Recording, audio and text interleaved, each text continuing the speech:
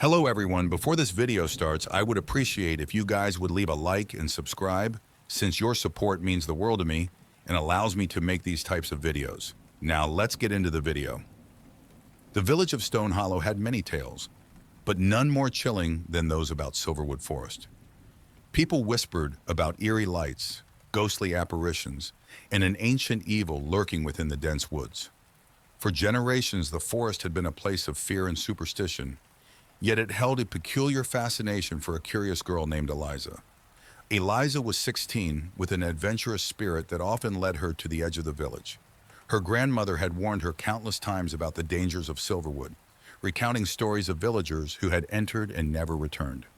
But Eliza's curiosity always gnawed at her, an unquenchable thirst to uncover the truth behind the stories. One foggy autumn evening, as the sun dipped below the horizon, Eliza stood at the boundary of Silverwood Forest. The trees seemed to whisper her name, their branches swaying like skeletal fingers, beckoning her closer. Clutching her grandmother's old lantern, she took a deep breath and stepped onto the overgrown path leading into the heart of the forest. The further Eliza ventured, the darker and more oppressive the forest became. The lantern's light cast long, flickering shadows, creating the illusion of movement all around her. The forest was unnaturally silent, save for the occasional rustle of leaves and the distant hoot of an owl. As she walked, Eliza noticed strange symbols carved into the trees, ancient runes that pulsed with a faint, eerie glow. The air grew colder, and an unsettling feeling settled in her chest. She paused to examine one of the runes when she heard a low growl behind her. Spinning around, she raised her lantern and saw a pair of glowing red eyes staring back at her from the darkness. Her heart pounded in her chest as a massive bear emerged from the shadows, its eyes burning with a malevolent fire. It let out a deafening roar, and Eliza stumbled backward, tripping over a tree root and dropping her lantern. Just as the bear advanced, another figure appeared, a large wolf with fur as white as snow and eyes of piercing blue. The wolf positioned itself between Eliza and the bear, growling fiercely. The two animals circled each other, and Eliza could only watch in terror and awe. With a sudden, powerful leap, the wolf attacked the bear, their bodies colliding with a force that shook the ground. The bear roared in rage, swiping with its massive claws. But the wolf was quick and agile, dodging the blows and striking back with precision. Eliza scrambled to her feet and grabbed her lantern, watching the fierce battle unfold. The wolf's bravery and determination were mesmerizing. After a brutal struggle, the wolf managed to drive the bear away, its glowing eyes fading into the darkness of the forest. Breathing heavily, the wolf turned to Eliza, its blue eyes locking onto hers. Instead of fear, she felt a strange sense of connection. She cautiously extended her hand, and the wolf, after a moment's hesitation, approached and nuzzled her palm. "Thank you," Eliza whispered, her voice trembling. "You saved me." As the first light of dawn began to filter through the trees, Eliza realized she had spent the entire night in the forest. The wolf stayed by her side, guiding her through the maze of twisted paths and ancient trees. Despite the night's terror, Eliza felt a growing bond with the mysterious creature. They arrived at a small, hidden clearing with a crystal-clear pond and a moss-covered stone circle at its center. The wolf lay down by the pond, licking its wounds. Eliza knelt beside it, tearing strips of fabric from her shirt to bandage the injuries. "You must be the guardian of this forest," Eliza said softly as she worked. "My grandmother spoke of a protector, but I never believed the stories were true." The wolf's blue eyes seemed to sparkle with understanding. Eliza finished bandaging the wolf and sat beside it, leaning against the stone circle. She felt a deep sense of peace in the clearing, as if it were a sanctuary untouched by the darkness that plagued the rest of Silverwood. Over the next few days, Eliza and the wolf developed a routine. She would venture out to gather food and water, always returning to the clearing where the wolf waited. The forest still held its dangers, but with the wolf by her side, Eliza felt a newfound strength and confidence. One evening, as they sat by the pond, Eliza noticed a strange marking on one of the stones in the circle. It was similar to the runes she had seen earlier in the forest, but more intricate. Curiosity piqued. She traced the marking with her fingers, and felt a sudden rush of warmth spread through her hand. The stone glowed faintly, and images began to form in Eliza's mind. Visions of the forest as it once was, vibrant and full of life. She saw a young woman, not much older than herself, standing in the same clearing, surrounded by animals.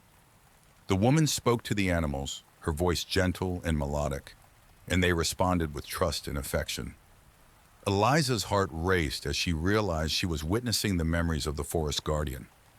The vision shifted, showing the woman confronting a dark figure shrouded in shadow. The figure unleashed a terrible curse upon the forest, twisting the animals into monstrous forms and plunging the land into darkness. The vision faded, and Eliza found herself back in the clearing, her hands still resting on the stone. The wolf watched her intently, as if sensing her newfound understanding. "You were her companion," Eliza murmured. "The guardian from the vision. This curse. It's what's causing all the strange occurrences in the forest." The wolf let out a low whine, confirming her suspicions. Determined to help, Eliza decided to delve deeper into the forest, seeking out the source of the curse. The wolf stood by her side, a silent but steadfast ally. Eliza and the wolf journeyed deeper into Silverwood, following the trail of runes and strange markings that led them toward the heart of the forest.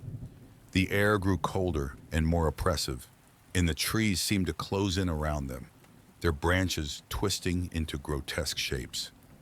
After hours of trekking, they arrived at a desolate clearing. At its center stood a massive gnarled tree with blackened bark and twisted roots that seemed to claw at the ground. The tree pulsed with a dark energy, its very presence radiating malevolence. Eliza knew this was the source of the curse. The wolf growled softly, its fur bristling as they approached the tree. Strange whispers filled the air, voices that seemed to emanate from the tree itself, taunting and mocking them. Ignoring the voices, Eliza placed her hand on the tree's bark. A surge of dark energy coursed through her, filling her with dread. She closed her eyes, focusing on the vision of the guardian and the curse that had befallen the forest. A cold, sinister voice echoed in her mind. "You dare to challenge me, child? This forest belongs to me. Its darkness is eternal." Eliza's resolve hardened. "I will free this forest from your grasp," she declared. "I will end your curse." With those words, the ground trembled, and dark tendrils shot out from the tree, wrapping around Eliza. The wolf leaped to her defense, snapping at the tendrils and tearing them apart. But more tendrils emerged, enveloping both of them in a suffocating darkness. Summoning all her strength, Eliza focused on the guardian's light she had seen in her vision. She imagined that light spreading through her, pushing back the darkness. The runes on her hand began to glow, and the tendrils recoiled, hissing in pain. The dark voice screamed in fury, but Eliza's light grew stronger, radiating from her body and piercing the shadow that surrounded them. The tree shuddered, its blackened bark cracking and splintering. With a final desperate scream, the dark presence was expelled from the tree, dissipating into the night. Exhausted, Eliza collapsed to the ground, the glow from her runes fading. The wolf nuzzled her, its eyes filled with gratitude and respect. The oppressive atmosphere lifted, and the forest seemed to sigh in relief. The darkness that had plagued it finally dispelled. When Eliza awoke, she found herself back in the stone circle, the morning sun casting a warm glow over the clearing.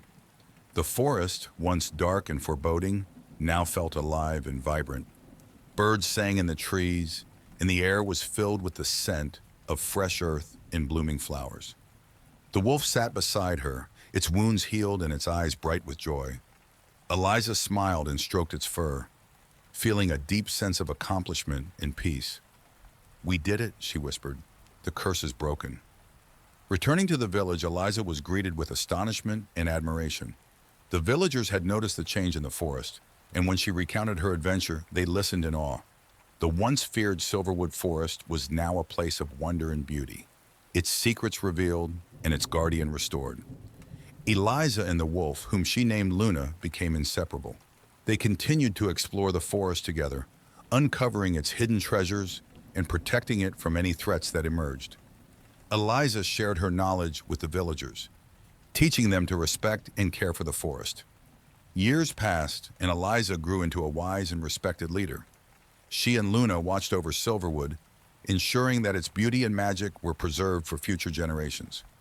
The forest, once a place of fear, became a sanctuary where people could connect with nature and find solace. Eliza's story was passed down through the generations, becoming a legend that inspired courage and kindness. The bond between the girl and the wolf, and their victory over the darkness, became a symbol of hope and resilience. Silverwood Forest thrived, its vibrant ecosystem a testament to the power of unity and the strength of the human spirit.